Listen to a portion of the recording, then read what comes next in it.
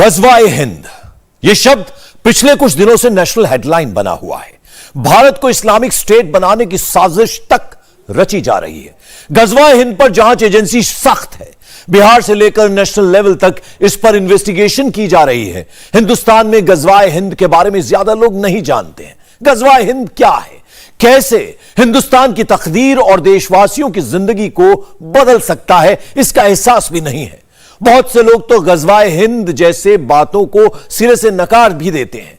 गजवाए हिंद कुछ कट्टरपंथियों की महज थ्योरी भर है या वाकई में गजवाए हिंद इतना बड़ा खतरा है? हमने इसी सवाल की आज तहकीकात की है, इतिहास के पन्नों को पलटा है। पाकिस्तान में गजवाए हिंद को लेकर क्या चलता है, जिहादी मौलाना क्या भड़काते हैं, यह भी सुना। दुनिया के नक्शे में गजवाए हिंद को समझने की कोशिश भी की। यकीन मानिए, गजवाए हिंद भ्रम नहीं है, बल्कि इसकी हकीकत डराने वाली है। क्या 181 लोगों के व्हाट्सएप ग्रुप बनाने से गजवाए हिंद हो जाएगा?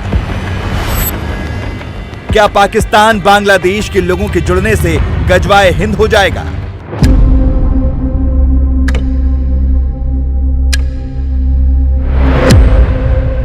आप भी ऐसे तर्क देते होंगे, गजवाए हिंद की बात को वोट थ्योरी कह देते होंगे या फिर बकवास कहकर बात खत्म कर देते होंगे। अगर ज्यादा ही किसी ने जोर डाला तो यही कहते होंगे ना, भारत के पास इतनी बड़ी सेना है, तकनीक है, भला कौन हिंदुस्तान के खिलाफ गजवाए हिंद करेगा? तो चलिए आपको थोड़ा सा हिंदुस्तान का इतिहास याद दिलाते हैं। भारत पर पहला इस्लामिक हमला 7वीं शताब्दी में हुआ। उसको गजवाए हिंद कहा गया। लोगों को लगा अब दोबारा हमला नहीं होगा। साल 1001 में मोहम्मद गजनवी ने हिंदुस्तान पर हमला किया, 17 बार किया। इसको भी गजवाए हिंद से जोड़ा गया। गजनवी के मरने के बाद लोगों को यही लगा अब हमला नहीं होगा। लेकिन 100 साल बाद साल 1192 में मोहम्मद गौरी ने हिंदुस्तान पर अटैक किया। इसको भी गजवाए हिंद से जोड़ा गया। गजवाए हिंद का मतलब क्या होता है और कैसे ये ढाई शब्द हिंदुस्तान की तकदीर और तस्वीर बदल सकते हैं, ये समझिए। क्योंकि गजवाए हिंद सिर्फ एक जंग का नाम नहीं है, बल्कि विचारधारा है। गजवाए हिंद का मतलब है हिंदुस्तान को सेक्युलर राष्ट्र से मुस्लिम राष्ट्र बनाना, जहां पर कानून से लेकर संविधान तक इस्लामिक होगा। यह हिंदुस्तान का वर्तमान नक्शा है, जिसके पड़ोस में अफगानिस्तान है, पाकिस्तान और बांग्लादेश है। इन तीनों में सबसे ज्यादा आबादी मुस्लिम है। तीनों सेक्युलर नेशन नहीं है, बल्कि तीनों ही इस्लामिक राष्ट्र हैं। हिंदुस्तान में दुनिया की दूसरी सबसे बड़ी मुस्लिम आबादी रहती है और बहुत जल्द ये आबादी दुनिया की सबसे बड़ी हो जाएगी। अब जरा पड़ोसी मुल्कों में हिंदुओं की आबादी देख लीजिए। 1947 में पाकिस्तान में 12.9% हिंदू आबादी थी। आज 1.18% हिंदू रहते हैं। 1970 में अफगानिस्तान में 2.5% हिंदू आबादी थी, अब ना के बराबर हिंदू है। 1951 तक बांग्लादेश 23% हिंदुओं का घर था, आज 8% ही हिंदू बचे हैं। तीनों देशों में हिंदुओं की आबादी क्यों कम हुई, हिंदुओं को क्यों भागना पड़ा? इन सवालों का जवाब सीधे गजवाए हिंद से जुड़ा है, जिसकी क्लासेस पाकिस्तान में चलाई जाती है। तमन्ना है कि सारा हिंद पाकिस्तान हो जाए और बारे दिगर दीने नबी का फिर ऐलान हो जाए और देखें हम अपने रब के आखिरी फरमान का मंजर, नबी की शान का मंजर, नबी की आन का मंजर। मजहब के नाम पर हिंदुस्तान के टुकड़े किए गए और पाकिस्तान का नक्शा दुनिया में आया। पाकिस्तान को बने 75 साल होने वाले हैं। मुस्लिमों को अलग मुल्क मिला, मगर बावजूद इसके पाकिस्तान में आज भी पूरे हिंदुस्तान पर कब्जा करने का ख्वाब देखा जाता है। ਤੁਹਾਡੇ ਕੋਲ सब कुछ मौजूद है, साड़ी गल मान लो तो एक ना एक दिन तो जाना पैना है श्रीनगर। हाँ, एक इस तो बगैर चारा नहीं। एक दिन तो जाना पैना है श्रीनगर। बेहतर है जल्दी चले जाओ। साडा एक बड़ा मोमिनाना मशवरा है तो इंडिया नाल साडी जंग होनी होनी, अज होवे या कल हो। ਅਸੀਂ ਇੱਕ ਦਿਨ ਨਾ ਇੱਕ ਦਿਨ ਲੜਨਾ ਹੈ ਇੰਡੀਆ ਨਾਲ। ਹਾਂ, ਹਿੰਦੂ ਦੀ ਜਿਹੜੀ ਨਾ ਕੁਫਰ ਕਿੱਲੀ ਨੂੰ ਨਪੜਾ ਹੈ। वहां पर बच्चे बच्चे को गजवाए हिंद का चैप्टर पढ़ाया जाता है ताकि जिस दिन ऐसी जंग हो तो हर घर से हिंदुस्तान के खिलाफ लड़ने के लिए लोग खुद निकल आए। मोदी सरकार नो एक पैगाम है, असी जरूर उसाए तो गजवाए हिंद होसी। मुसलमान कभी पहल नहीं करता, तो अगर मुसलमान के ऊपर जंग मुसल्लत कर दी जाए तो मुसलमान अल्हम्दुलिल्लाह पीछे नहीं हटता। अगर आप हिंदुस्तान को देखते हैं तो हिंदुस्तान काफ़ी देर से शरारतें कर रहा है। अभी पीछे उसने एक दो मिसाइल भी पाकिस्तान को फायर किए और ये बाद में कहा कि हमारा जो मिसाइल था वो चूक गया था, यानी कि गलती से इधर आ गया, हालांकि ये जानबूझकर किया गया था। तो नाज़रीन, इन हालात को अगर आप देखेंगे और तारीख को उठा के देखेंगे तो मुसलमान तो पहल नहीं करेगा, ये तो कन्फर्म बात है। हिंदुस्तान जो है ये शरारत करेगा, लेकिन ये शरारत उसको बड़ी महंगी पड़ेगी। और हदीसों में बशारत है नबी पाक सल्लल्लाहु अलैहि वसल्लम की कि तुम हिंदुस्तान को फतह करोगे। और अगर नेमतुल्लाह शाह वली की आप पेशन गोइयों को देखते हैं तो उधर से हमें ये इशारा मिलता है कि ये पहाड़ी इलाके जो है गिलगित बल्तिस्तान वगैरह है, वहाँ से इसका आगाज़ होगा। तो अगर आप हदीसों को देखते हैं तो हदीसों में ये मकाम भी है कि सिंध की खराबी हिंद से, मतलब ये कराची वाली साइड से भी ये इसकी शुरुआत हो सकती है। और ये गज़वा बहुत ही यानी कि अहम गज़वा होगा और इसमें बहुत यानी कि खून खराबा होगा और बहुत बड़ी जंग होगी। हिंदुस्तान में कुछ लोग ये तर्क देते हैं गजवाए हिंद तो 7वीं शताब्दी में हो चुका है, जब मोहम्मद बिन कासिम ने हिंदुस्तान पर हमला किया था। तो फिर आपको पाकिस्तानियों की सोच देखने की जरूरत है, क्योंकि उनके लिए अब गजवाए हिंद का मतलब कश्मीर की जंग होगी जो पूरे हिंदुस्तान पर कब्जे के बाद खत्म होगी। गज़वाए हिंद खुदा ताला ने हम लोगों के यानी कि पाकिस्तानियों के नसीब में रखा है और वो मेरे नबी की बिशारत है। गज़वाए हिंद एक ऐसा गज़वा जिसमें हम तादाद में कम होंगे लेकिन वो तादाद में हमसे 10 गुना ज़्यादा होंगे। लेकिन जब फ़तह की बात आएगी तो हम अलम इस्लाम को इतना बुलंद करेंगे कि हिंदुस्तान के हुक्मरानों को बेड़ियों में जकड़ कर हम अपने दारुल हुकूमत में लेके आएंगे। ये वो ही गज़वाए हिंद है जिसके बारे में मेरे नबी ने कहा था कि मेरे नबी के वसल्लम की पेशन गोइयाँ है जिसके मुतालिक बिशारतें हैं। गज़वाए हिंद एक बहुत अजीम जंग होगी जिसमें मेरे आका व मौला ने ये हदीस वाज़ह की थी कि जो गज़वाए हिंद में शिरकत करेगा, जो गज़वाए हिंद में शरीक होगा या उसमें मावन होगा, वो सब के सब जन्नती होंगे। गज़वाए हिंद के और भी मर्रकात होंगे लेकिन सबसे बेसिक मर्रक जो होगा वो एक ज़मीन का टुकड़ा होगा। इसके बाद पानी का भी मसला है, पानी भी गज़वाए हिंद के मुताल्लिक़ एक वजह बनेगी, लेकिन बेसिक वजह वो नहीं है। बेसिक वजह वो कश्मीर है जो ज़मीन का एक खूबसूरत टुकड़ा है जिसे दुनिया की जन्नत कहा जाता है।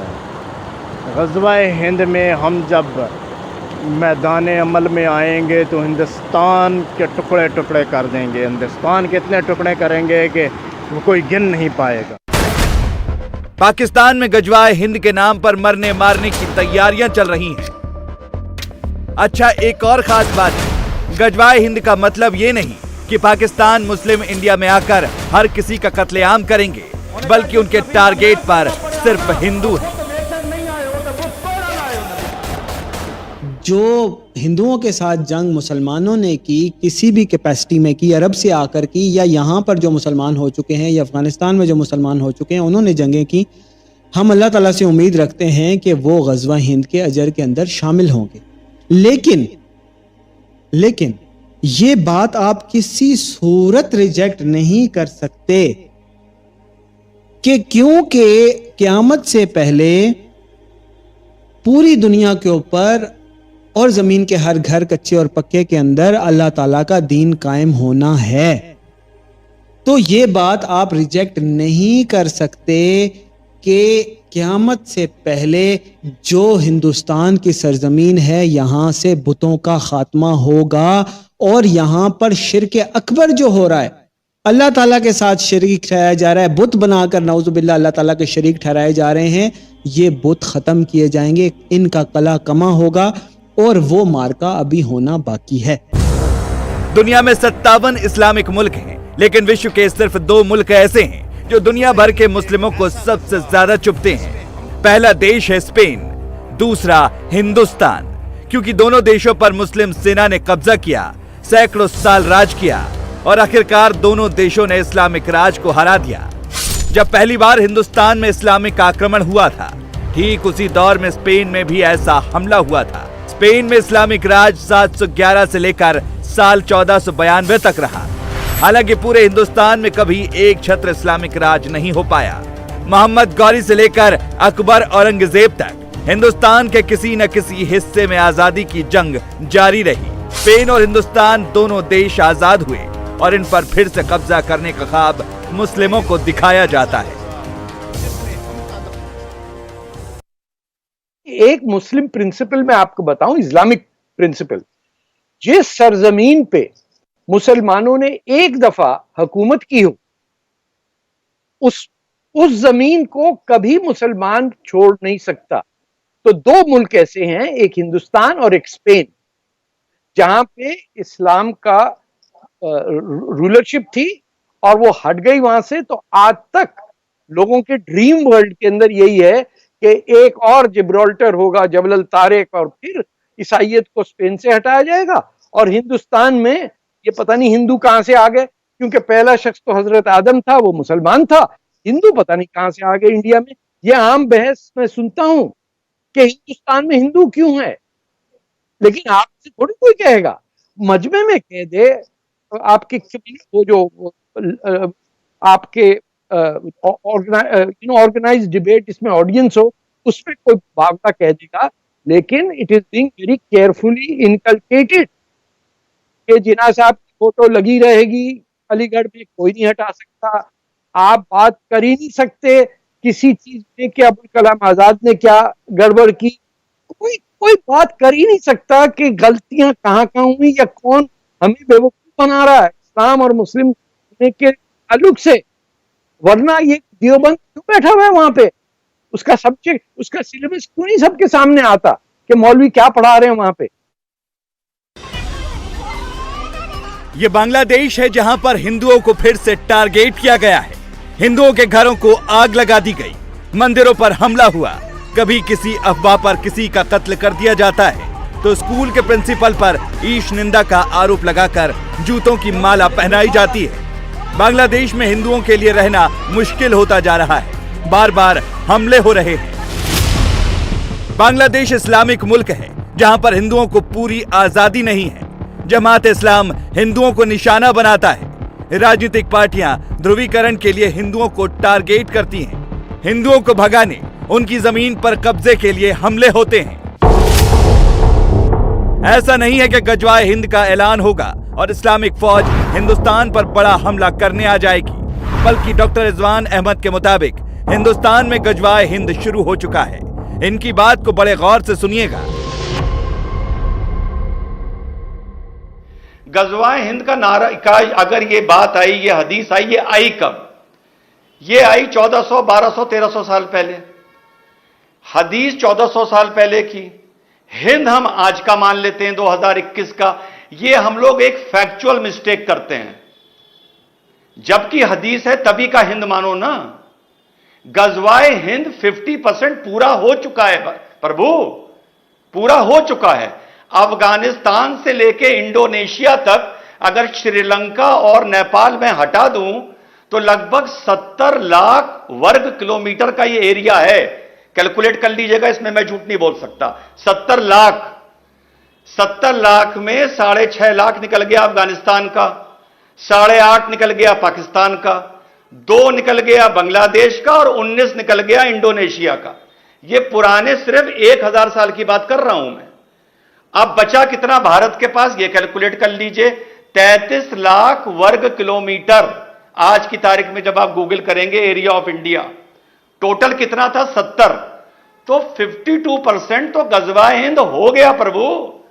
ये क्यों चक्कर में लोग पड़े, कब होगा कब होगा कब होगा।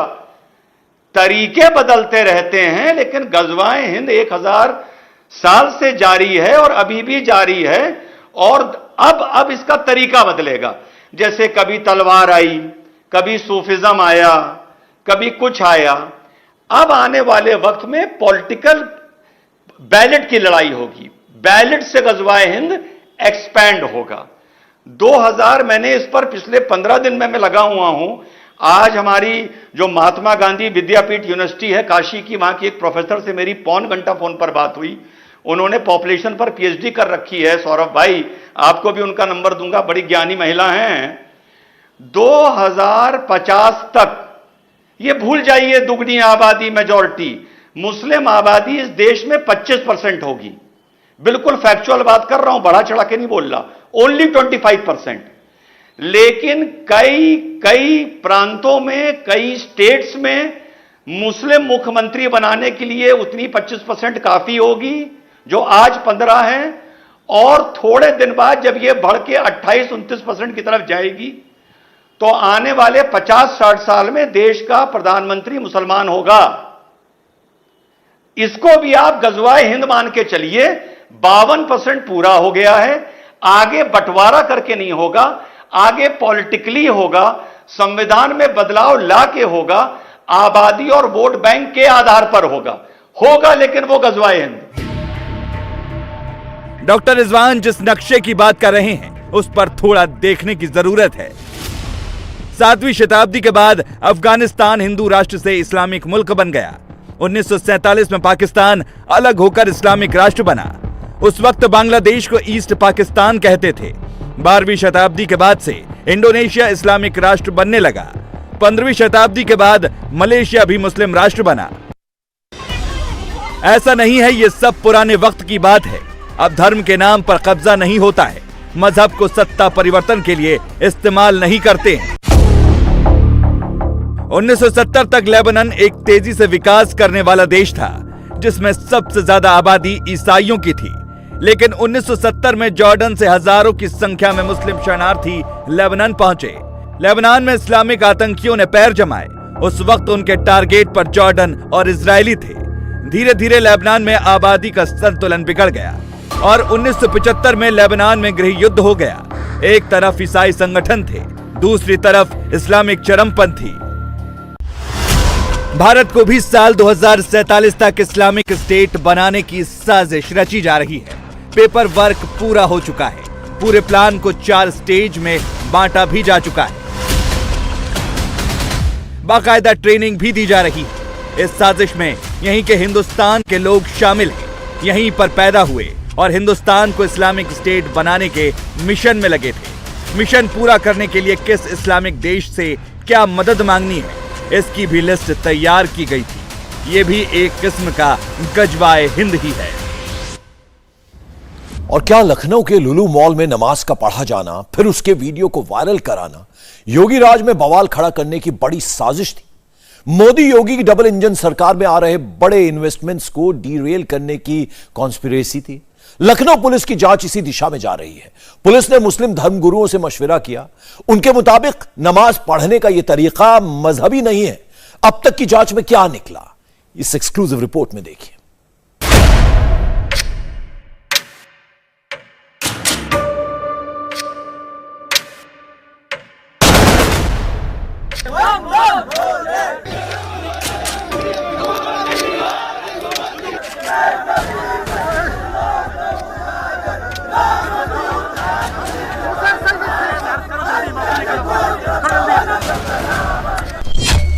देश के सबसे बड़े मॉल्स में एक लुलु, यूपी का सबसे बड़ा शॉपिंग डेस्टिनेशन, 11 एकड़ में फैला है लखनऊ का लुलु मॉल। लुलु मॉल में 2000 करोड़ का इन्वेस्टमेंट है। एक हफ्ते पहले ही मुख्यमंत्री योगी ने इस मॉल का उद्घाटन किया, मगर मॉल के उद्घाटन के साथ ही इसे बदनाम करने की साजिश शुरू हो गई, जिसका नतीजा यह हुआ कि इस पर मजहबी संग्राम छिड़ गया। पहले मॉल में नमाज पढ़ने का वीडियो बनाया गया, फिर उसे जानबूझकर वायरल किया गया। जिस मकसद से लुलु मॉल के अंदर नमाज का वीडियो बनाकर वायरल किया गया, उसका रिएक्शन भी उसी अंदाज में आया। शनिवार को एक हिंदू संगठन ने मॉल के बाहर जोर जोर से हनुमान चालीसा पढ़ी।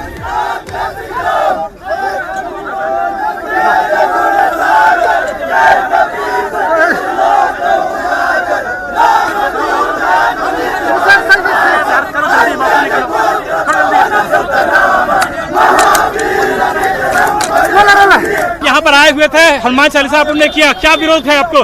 मांग क्या है आप लोग की? मांग क्या है? लोग सिर्फ सौहार्द चाहते हैं। अगर नमाज पढ़ी जा सकती तो हनुमान चालीसा क्यों नहीं पढ़ा जा सकता? कि क्या मांग है यहाँ पर? हनुमान चालीसा पढ़ी जाए, क्या मांग है आपकी? हनुमान चालीसा पढ़ा गया। रविवार को करणी सेना के लोग मॉल के बहिष्कार की डिमांड करते पहुंच गए। उनकी गाड़ियों पर बाकायदा बायकॉट लुलु मॉल के बड़े स्टिकर लगे थे। पुलिस ने काफी बहस मुबाहिसे के बाद इन्हें मॉल के बाहर से बहिरंग लौटाया।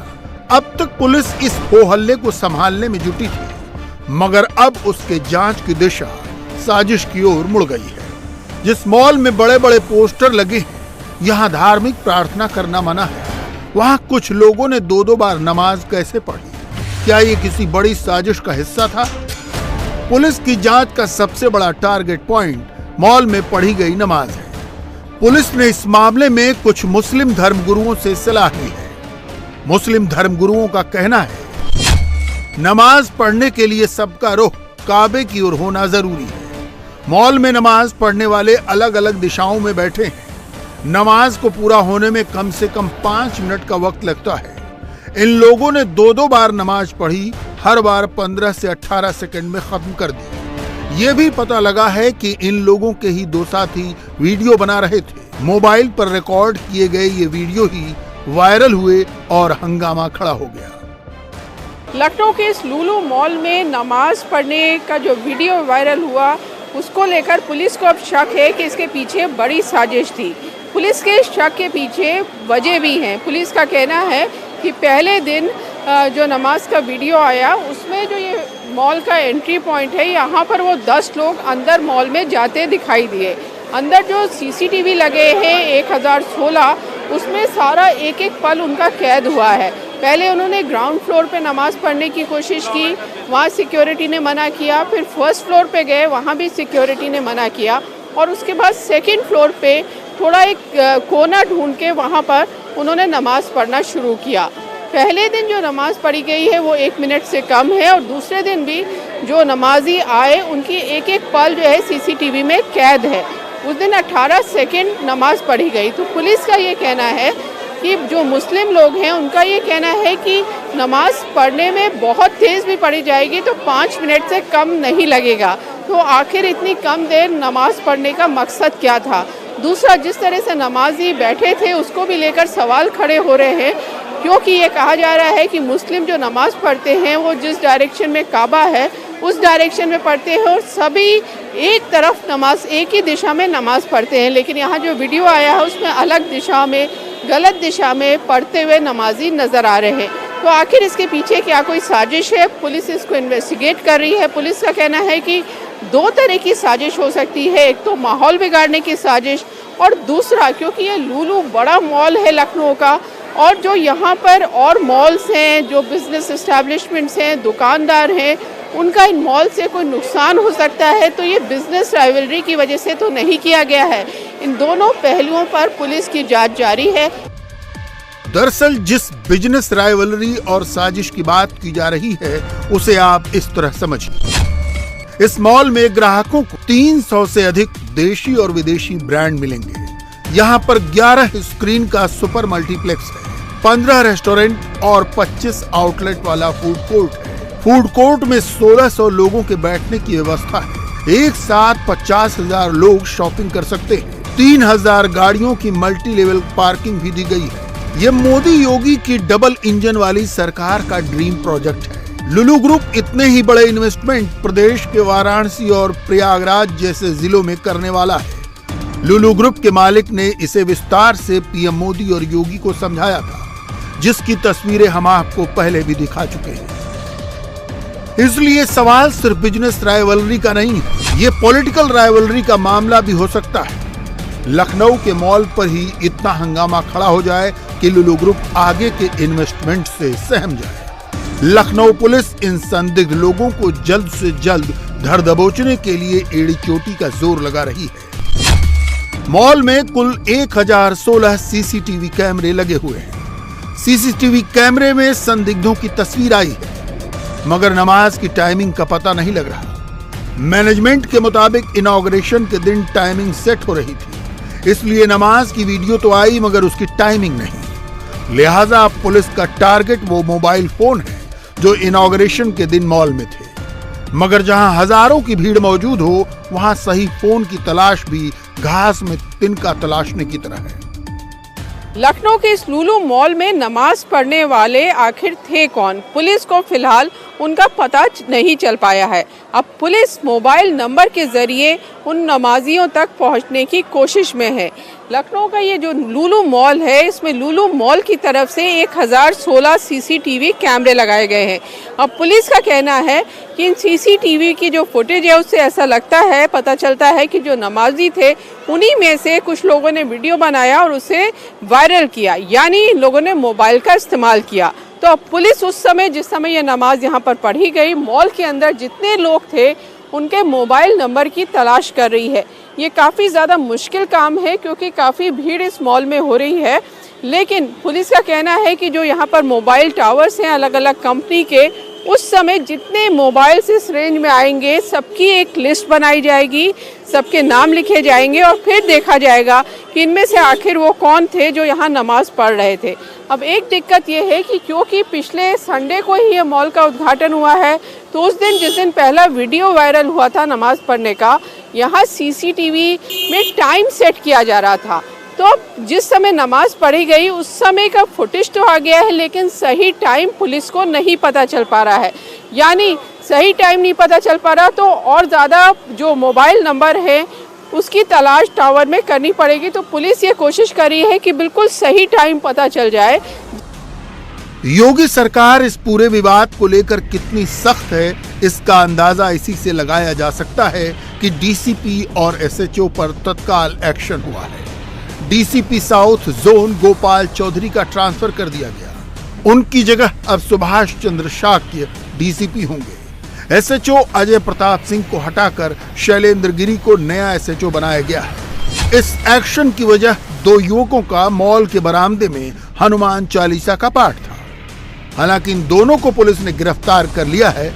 फिलहाल मॉल की सुरक्षा दूनी बढ़ा दी गई है, यहां तक कि ड्रोन कैमरों से निगरानी भी की जा रही है।